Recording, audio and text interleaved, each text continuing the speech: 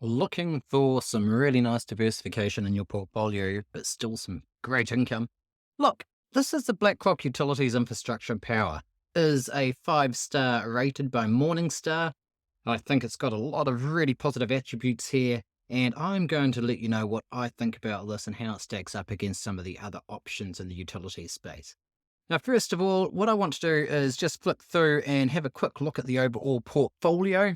And as we begin to look at their portfolio, it will give us a bit of insight into what's going on within this fund. Now, if you look at this, then BlackRock has here in blue, and it's very much a sort of a balanced. It's got assets here which predominantly large, but also spread both over value as well as growth, which is also good to see. And that compares to the regular utilities type of funds, which are very more value and mid to large oriented.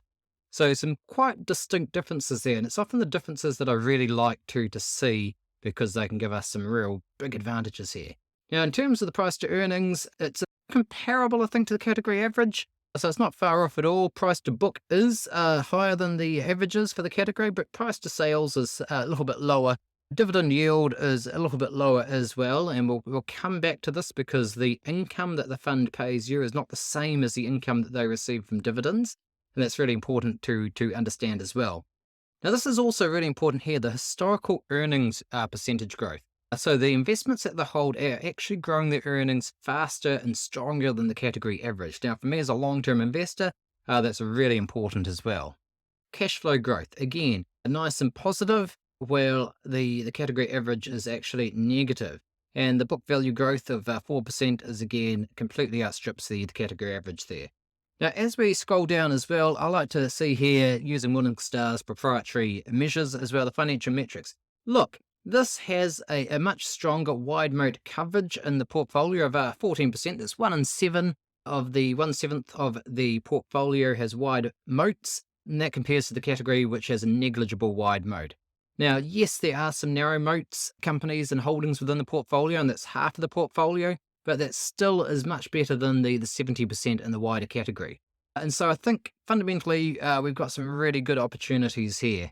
And we can see as well when we're comparing the BUI to the category, financial health's about the same, profitability is about the same, and growth, because they've got that little tilt to growth that we saw in the early charts as well. They've got a C plus here, and of course the ROIC, return on invested capital, slightly stronger as well, which is absolutely something that I love to see also.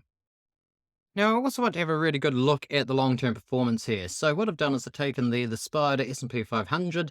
I've compared that to the Spider Utility Sector ETF. Now, of course, BUI is not that closely matched to the Utility Sector ETF, but that's okay. And I'm comparing that to BUI here as well. Now, this goes back to the end of 2011 or early 2012 as well, so that there's a listing and financial data for all of these holdings. Now, what we can see here in blue is the S&P 500 ETF. Now, what we can see from that is obviously we've had that beautiful bull run.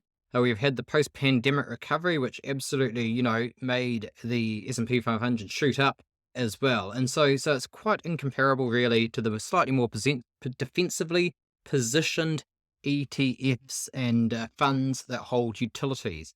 So some of the key things here is this performance here. Now, yellow is our BlackRock Utilities Infrastructure and Power, and red is the ETF for utilities. Now, you can see they sort of vary a little bit here, but largely the yellow and the red lines are very closely connected. Now, we also see that up here on Portfolio Visualizer as well, where the compound annual growth rate is comparable for the utilities sector and for the BlackRock fund. BlackRock does have a slightly higher standard deviation, and it also has a substantially higher max drawdown, so it is not as defensive as utilities sector ETF.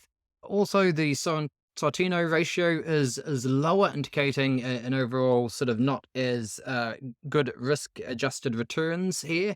And the market correlation is certainly below 1, but it's also not as uncorrelated with the wider market as the utilities sector ETF. But that's only half the story, because what I want to do is I want to look at what happens when we think about the income. Now, here we are investing reinvesting the dividends. So essentially what we hear, we're seeing the total returns of the dividends reinvested, and that's wonderful.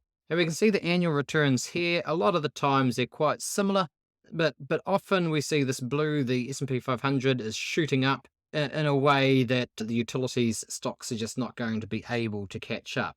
But this is what I really want to look at here, the portfolio income. And this is where we really begin to see the benefit of the BUI approach to growing income. And we can see the addition, the growth of the income over time as dividends are reinvested, as the underlying holdings grow and strengthen their position. We see the income growing substantially as well. Now, this is also important to note that with the $10,000 investment here, by the end of only 10 years, if we've invested all the dividends, a $10,000 investment is now returning us $1,500 return per year in income. And this, my friends, is beautiful. Imagine if you had more money invested in this fund. 10 years, 15% return, and it's just going to keep on growing. You could even stop withdrawing and your income will keep on growing. And that's really important and really good to see. Now, what's going on here as well? Because as I said before, the BlackRock fund doesn't have a lot of income.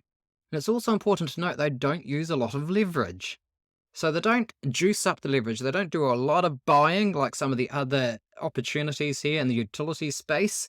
And if we look here at the measures as well, the dividend yield of the overall portfolio is relatively low, 3.25. So where is all this magical income coming from?